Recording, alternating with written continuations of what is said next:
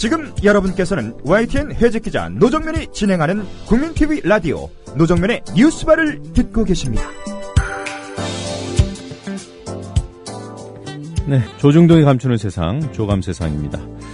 매주 화요일 이 시간에는 조중동으로 대표되는 주류 언론들이 감추고 왜곡해온 현장을 찾아갑니다.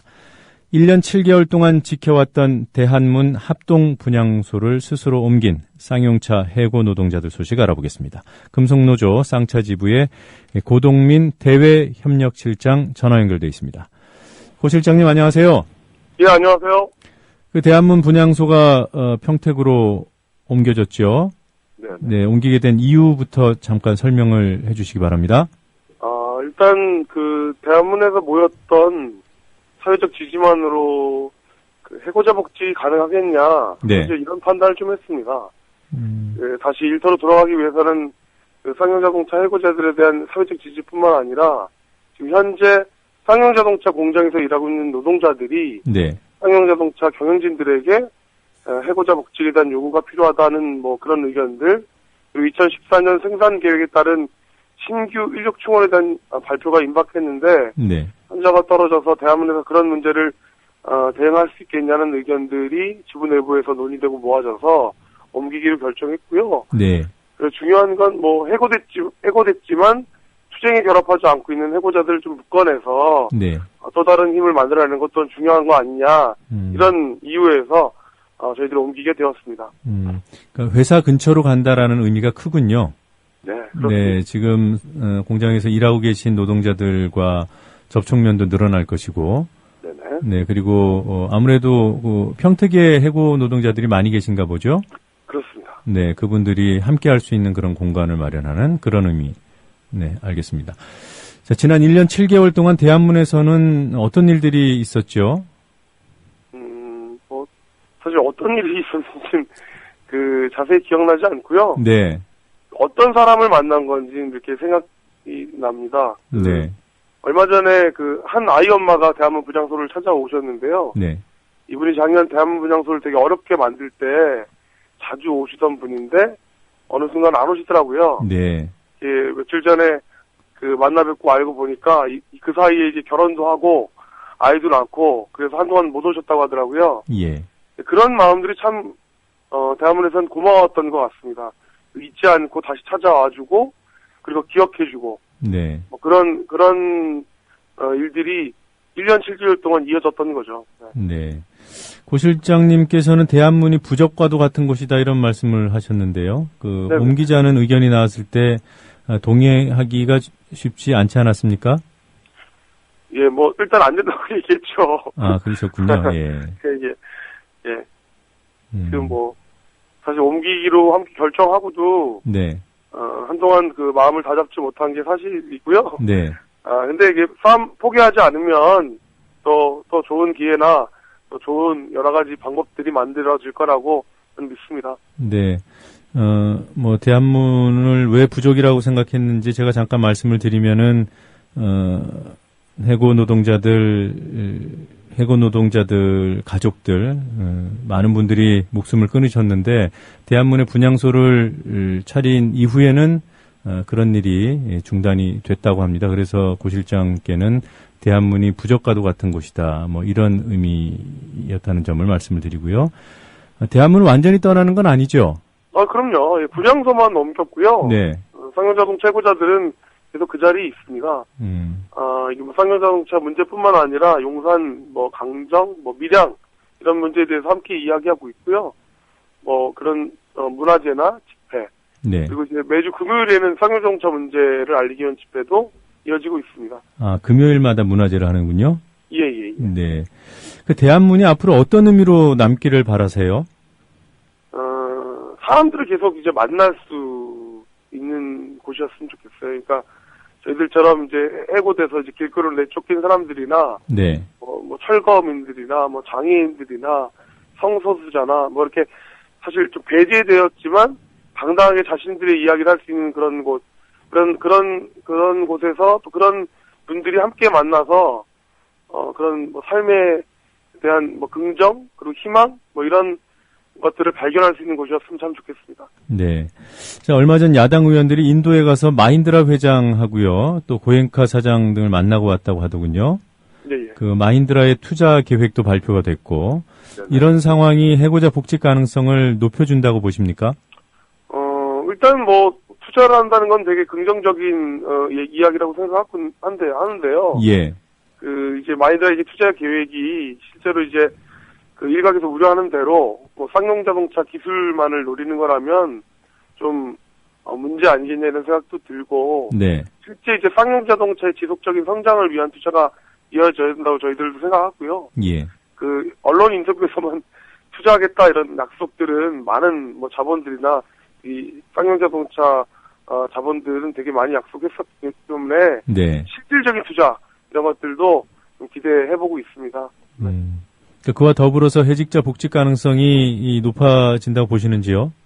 뭐 어쨌든 투자를 하게 되면 뭐 일단 신규 인력 지원을 해야 되는 거기 때문에, 네. 그렇다면 좀 기대해봐도 되는 것 아니냐 이런 생각하고 있습니다. 네. 그동안 그 기업 노조 그리고 또 사측하고 어떤 접촉이 있었나요? 계속 기업 노조하고는 만나고 있고요. 네. 뭐 100억이 훨씬 넘는 선배가압류 문제라든지 해고자 복직, 뭐 쌍용자동차 정상화에 대한 입장들에 대해서는 뭐 이야기하고 있고요. 네. 좀 입장 차이는 사실 좀 있습니다. 조금씩 이게 좁혀지고 있는 상황이죠. 예. 네. 어떤 부분에 있어서 입장차가 가장 두드러지는지요?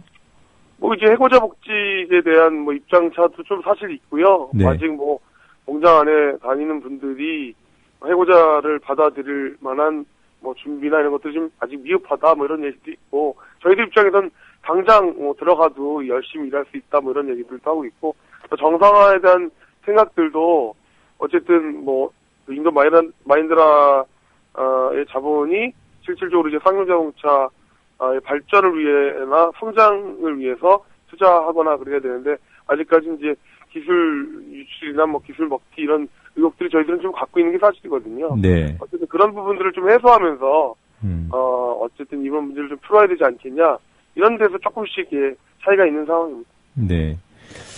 그 밀양 희망버스에 대해서 몇 가지 좀 여쭤볼게요. 네네. 네. 그 일정이 일단 어떻게 되죠? 예, 11월 30일부터요, 12월 1일까지 1박 2일 일정입니다. 아, 그럼 이번 주네요? 네, 이번 주 토요일하고 일요일날 이제 갔다 오는 겁니다. 네. 그 밀양 희망버스를 제안하게 된 과정을 좀 말씀해 주시죠. 사실 그 밀양에 대한 여러 가지 상황들은 좀 쭉 듣고 있다가 지난 10월부터 네. 밀양에 이제 송전탑 공사가 재개된 뒤로 사실 밀양 그 전체 지역에서 민주주의, 뭐 인권 이런 거 찾아볼 수 없는 곳이 되어버렸는데요. 그런 것을 지켜보면서 대한민국에서 쌍용자동차 해고자들이 매일매일 당했던 일상적인 폭력, 모멸감 다르지 않다고 생각했습니다. 그래서 여러저러 이렇게 얘기를 해보다가 그 희망버스 기운으로 좀 희망을 얻었던, 삶에 대한 긍정을 찾을 수 있었던 뭐 한진중공업이라든지 현대차 비정규직 노동자라든지 쌍용자동차 해고자들이 밀양 주민들을 좀 응원하고 위로하자, 이런 마음으로 사실 처음에 제안된 것입니다. 네. 뭐 솔직히 이런 생각이 들어요. 뭐 제 코가 석자인데 참 뭐라고 해야 될까요? 속도 참 넓다 그래야 될까요? 원래 없는 사람들이 더 없는 사람들 마음을 더 잘 아는 법이니까요. 예. 그 이미 참가 의사를 밝힌 단체들이 있더군요. 네네네. 어떤 단체들입니까? 일단 전국적으로 보면 25개 넘는 지역에서 밀양 희망버스가 출발하고요. 네. 뭐 환경단체라든지 뭐 탈핵운동단체나 특명평화에 관련된 시민사회 단체들이 그 노동자들, 지역에 있는 노동자들과 함께 희망버스를 준비한다고 얘기 들었습니다. 예. 그리고 뭐 하자작업장 학교 같은 대학학교라든지 한국작가회의나 뭐 민예총 이런 분들의 문화예술인들, 예. 그리고 뭐 청년 학생들이나 교수학술단체, 뭐 기독교 교인들도 자체적으로 버스를 준비하시기로 하셨고요. 노동당이나 녹색당도 함께 이 버스를 준비하고 있고, 또 중요한 건 강정마을이나 뭐 용산참사 유가족, 그리고 강원도 골프장 같은 이렇게 싸우고 있는 분들, 쫓겨난 분들이 이 희망버스를 함께 가자고 계속 조직하고 계십니다. 예. 아, 예. 그 지역에서 아까 몇 군데에서 출발한다고 하셨죠? 저희들이 어제까지 파악한 바로는 25개 정도가 넘는 그 지역에서 그러니까 뭐 지역에 있는 시별로 출발하는 걸로 알고 있습니다. 그럼 서울 포함한 건가요? 네, 25개는 이제 서울은 포함한 것이죠. 예. 참가 규모가 어느 정도로 될 것 같아요? 일단 처음에 제안했을 때 이제 765 이 송전탑에 대해서 이제 반대를 분명히 하자는 의미로 76.5대를 출발시키자 이렇게 제안을 드렸었는데 네. 지금 이제 솔직히 말씀드리면 전국적으로 한 60대 정도가 조직되고 있고 아직 뭐 갈까 말까 고민하시는 분들이 신청만 해주시면 함께 저희들이 목표했던 76.5대를 또 무난하게 출발시킬 수 있지 않을까 뭐 이런 생각이 들고요. 밀양에서 불법적으로 주둔하고 경찰들이 이렇게 있는 이 분들이 한 3,000명 정도 되신다고 하더라고요. 예. 경찰분들이. 그래서 그 정도는 좀 가야 되는 것 아니냐 이런 저희들 생각들이 있습니다. 네.